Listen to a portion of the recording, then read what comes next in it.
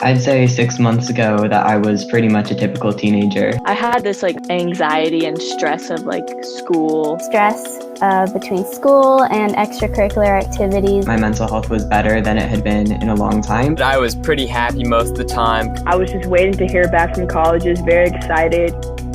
But, COVID-19 can be characterized as a pandemic. The coronavirus is a pandemic. Many schools around the world, as you know, have shut down. It's going to have a huge impact.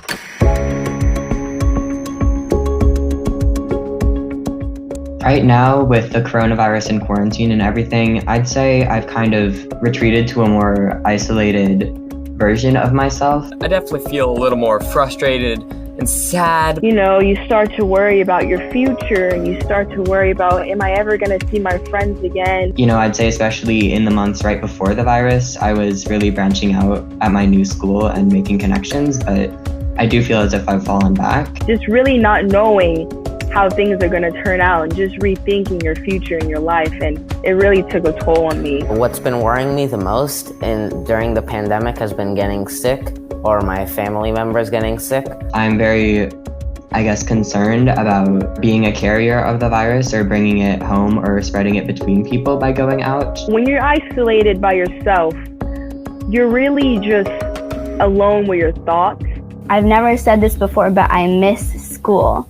I'm worried that it's just going to extend longer and longer, the closure. I definitely know a lot of people who are struggling with depression and anxiety. Especially, I think, for transgender people, I've been hearing from my friends, looking at your own body image in a camera or listening to your voice, especially for people that haven't made transitions yet, is very dysphoria producing. I do have some friends that suffer from some mental health issues, and they do seem a lot more down now because of the virus. I also have a friend who has some family troubles, and I feel like her stress has been amplified now that with quarantine and stuff like that, not being able to see her also makes it worse because we can't really talk about it, and I can't really comfort her the way I would be able to if we see each other face to face. I do think that it's possible that technology does play a role in the fact that my generation is more likely to suffer from mental health issues. My 15 years old and younger self was very much influenced by social media and seeing people live their perfect lives. I feel like sometimes that might make people seem like, oh, that person has a wonderful life. I think social media can absolutely help build connections between kids. I constantly message friends, I see their posts, I like their posts. I like to keep up with what they're doing, especially now in a time where I'm not with them every day like I would be in school. I have family members from other countries, so it's helpful to talk to them. Technology is just evolving in our day-to-day lives now, Zoom and social media, and I'm very grateful for that.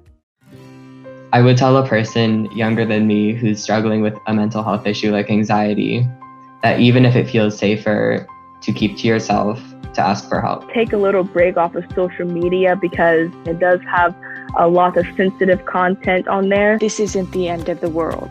You're going to get through this. Even creating a vision board of what you want to do 5 years from now, will really motivate you to think more about the future and think more about the possibilities in the future. I think that the best way to go through anything is to talk it through and just, it's always better when you have someone's hand to hold.